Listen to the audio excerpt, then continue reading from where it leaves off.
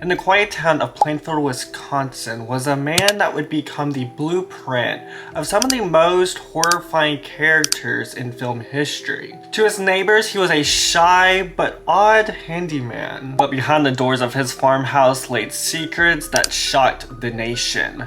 This is the horrifying true crime story of Ed Gein.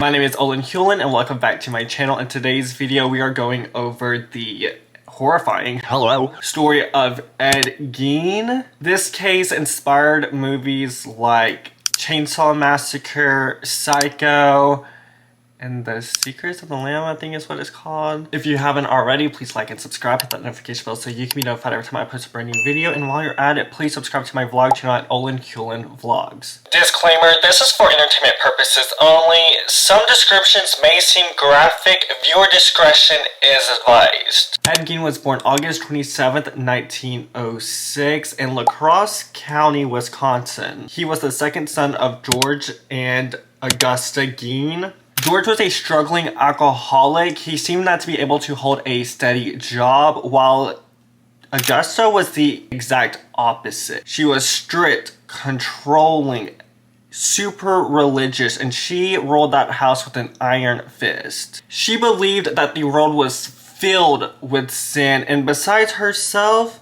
women was the temptation of evil. She made her sons, Ed and his older brother, Henry, believe the exact same thing. Augusta isolated her boys and kept them away from town, friends, or anything that could corrupt her boys. The family eventually moved to a small farm with about 155 acres outside of Plainfield, Wisconsin. Their farm was miles away from anyone. And that is where Ed spent most of his life. Growing up, Ed adored his mother, but not in a healthy way. Not like a normal boy loving their mom, not like a mama's boy. Like it was, may I say, over the top. She was his whole world. She preached to him daily about morals, the Bible, and the evils of women. She forbid him from dating, from having friends, of exploring anything that was beyond the farm. And whenever he would try to show independence, in return, she would punish him for it. Sometimes it would be emotional, and sometimes it would be physical. Ed developed an unhealthy dependence on his mother, and he feared disappointing her,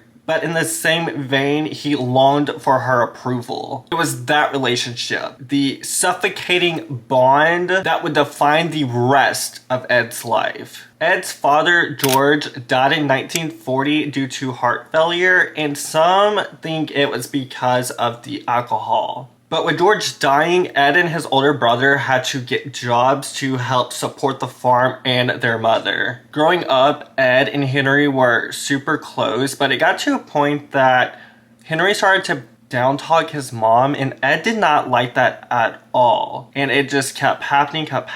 Henry got into a relationship. Henry was falling in love with this woman. They were moving away together. And Ed was seemingly, I guess, mad at his brother. It is rumored. Henry wanted Ed to get away from the farm. So it comes to 1944, a brush fire breaks out. Ed and Henry went out to control the fire, but something strange happened. When authorities arrived to the farm, Ed had told them that he lost sight of his brother and could not find him.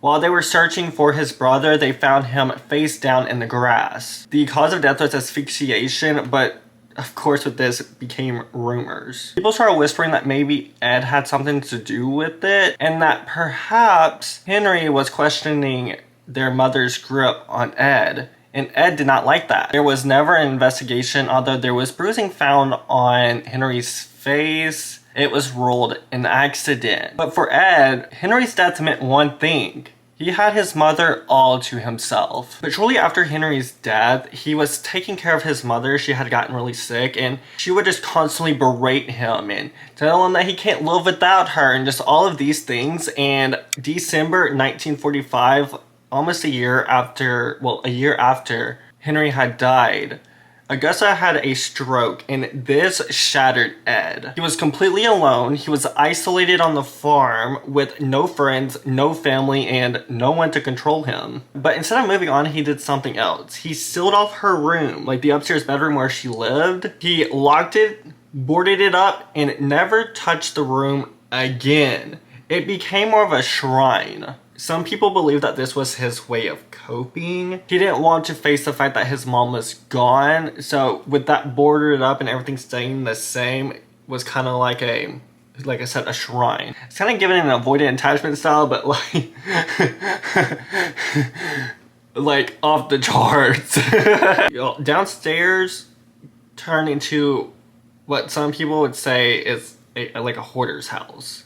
The rest of the farmhouse started to fall into chaos. There was like newspapers everywhere, furniture that was broken with filth covering it, and slowly Ed's mind started to look like his house. And over the next few years, Ed's isolation started to become an obsession. He started reading pulp magazines, especially ones about death, cannibalism, and Nazi experiments. But there was a fascination that was brewing inside of him that started to grow into something darker. Ed later on confessed that he was starting to visit local cemeteries late at night. He said that he would get into like this daze-like state. He would dig up recently buried women that reminded him of his mother. And sometimes he would bring their remains home to bring back his mom.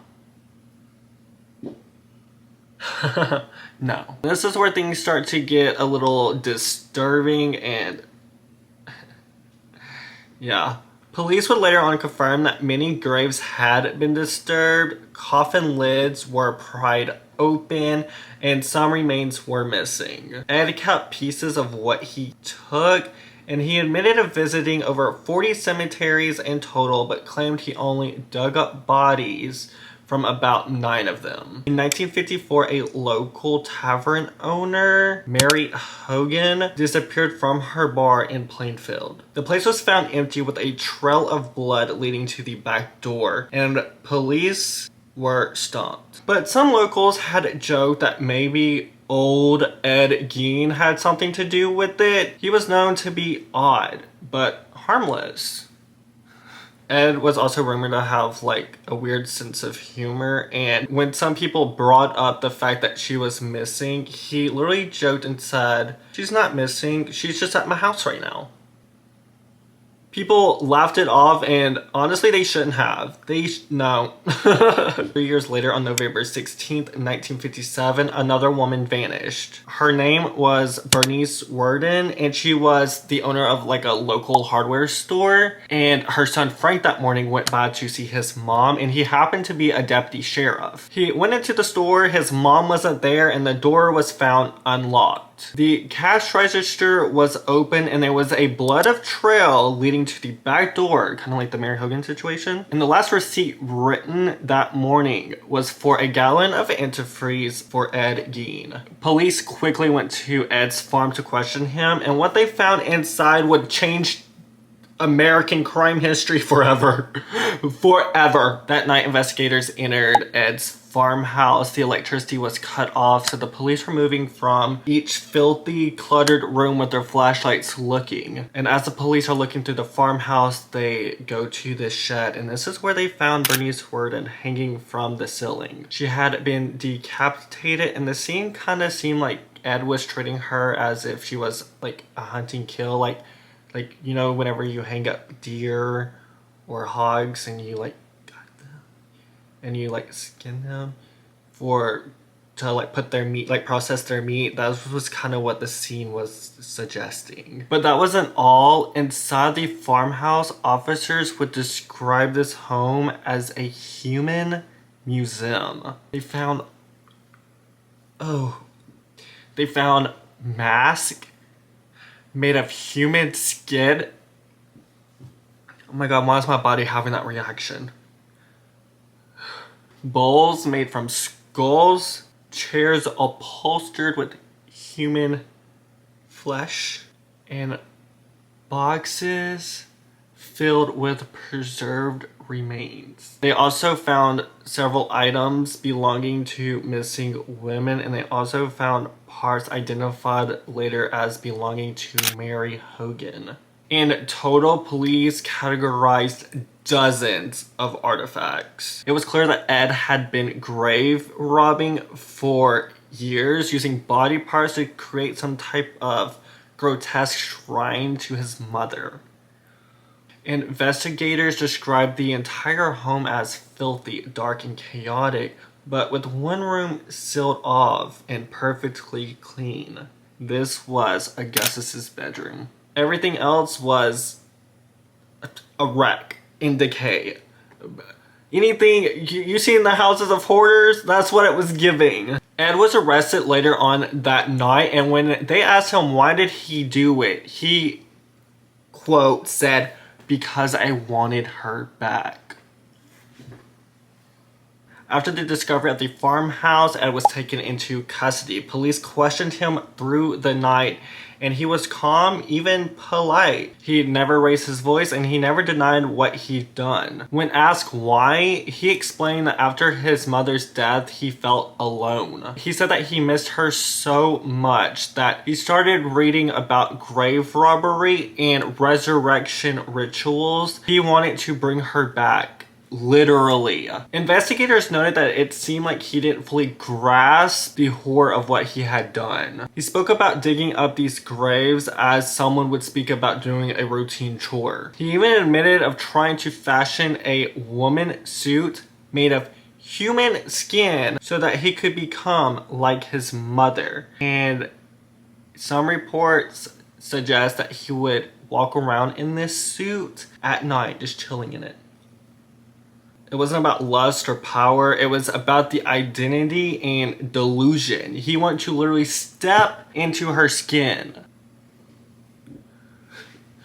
The word of discoveries spread fast. Plainfield, a tiny farm town, was suddenly swarmed by reporters from around the country. Sheriff Art Scaly?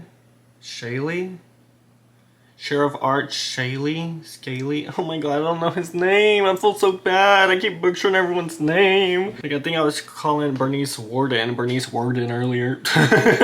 He was the lead investigator, and he said he had never seen anything like this. Baby, I don't think anybody at your time saw anything like that. Officers photographed and cataloged each item found at the house, and it was over 40-something human artifacts. They confirmed that most of these artifacts came from graves that Ed had dug up himself. Shaley, the sheriff. You know, I think it's Shaley, because the S and then the Ch and then Lee, right? If I'm dumb, let me know down below.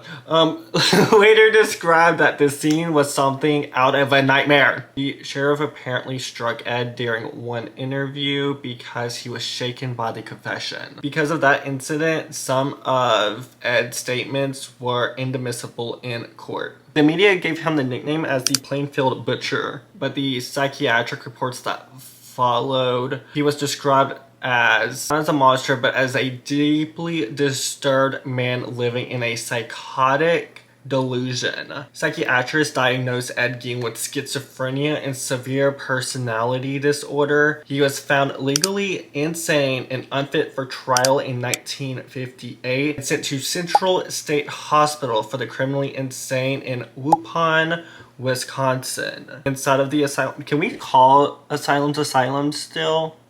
Let me know down below. But while he was in the asylum, he was reported as being quiet, polite, and oddly helpful for the staff. Nurses said that he would spend hours reading the Bible and detective magazines, same things he had been drawn to on the farm. In 1968, doctors declared him competent to stand trial. The trial lasted just a week, held without a jury before the judge. The verdict was predictable. Ed Gein was found guilty of murder but legally insane. He was sent back to Central State Hospital where he would spend the rest of his life. For the next decades, Ed lived in a routine existence. He worked in the hospital's kitchen, he tended to the garden, and he was reported of being a model patient. Staff said that he rarely talked about his crimes, but whenever he did, he would speak about it as if they happened to someone else. He told a reporter once, quote, "I'm not sure what I did was so bad. They seem dead already." Sir, you killed 2 women that we know of. Hello. And then there's the missing babysitter. That one girl that went missing, they never were able to see if she did it or not. If she did it or not. Or he did it or not. And they even brought him in for a polygraph test to see if he did it. And apparently he didn't do it. But I wonder with like personality disorders, like if you believe you didn't do it, of course you can say you didn't do it. You know what I mean? Y'all didn't even talk about that girl. Let me pull up some details about her.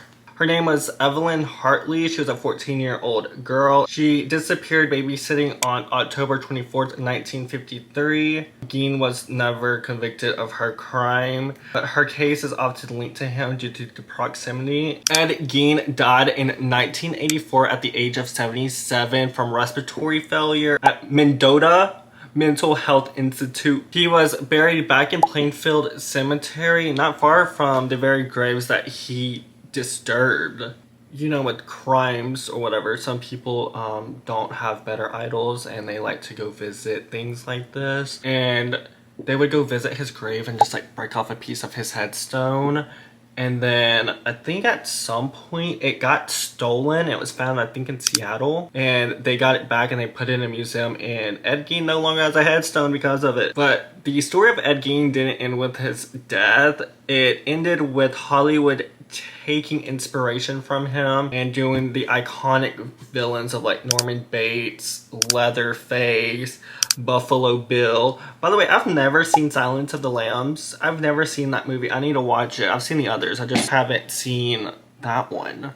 Each took a piece of his twisted psychology, the mother fixation, the grave robbing, the use of the human skin, and turned it into fiction. But beyond the movies, this case forced America to confront its ideas about mental illness and evil. Ed Gein wasn't a charismatic serial killer. He was a lonely, broken man shaped by the abuse and the religious fear and complete isolation of his mother. And his dad didn't help either.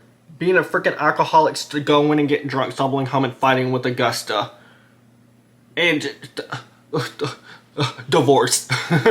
The combination of unchecked mental illness and isolation created a tragedy that still haunts us till this day because people keep making movies about it and keep doing things with it. Like, whenever I think about the Ed Gein story, I don't think of just a horror story. I see a warning about what can happen when a person is left alone with their own demons for far too long, may I add. His crimes took the lives of innocent women, Mary, Hogan, and Bernice Worden, and violated resting places to many others. Their names deserve to be remembered far more than his. Like, hello. I hope telling this story, oh my god, I'm so fucking stupid. I'm so sick of this. I hope telling this story helps. Oh my god, what is that? I hope telling this, Jesus, can I just take the wheel? What time is it? It's 11:52. Oh, my best friend's asleep. I was gonna call him and be like, yo, this was a fun time. Anyways. He ain't asleep, but I ain't bothering him. I hope telling the story helps us understand the evil side of human, or the human side of evil. So we can recognize the warning signs before it's too late. Hello. Oh, but before I go, did y'all see the Ed Gein Monster series on Netflix? I haven't seen it yet. Some people have told me that there's a lot of misinformation in that TV show. But honestly, not to be that person, I kind of like whenever they dramatize, like bring a little dramatization to TV shows. But I like it whenever it's still true to the story. I don't like whenever they start changing all kinds of stuff that don't need to be changed. So I don't know if that's what they did here. I've heard some people say that it is, and that they literally lost sight of the damn story. I mean, should I watch the show? Did you like it? Let me know down below. And if you haven't already, please like and subscribe, hit that notification bell so you can be notified every time I post a brand new video. Oh my god, where did that fly come from? Where did it come from? Where was I? Oh, and if you haven't already, please subscribe to my vlog channel. Oh my god, at Olan Hulion Vlogs. And y'all stay safe out there. Keep your eye out for Selena, or better yet, Ed Gein. Anyways, I will see you soon. Bye.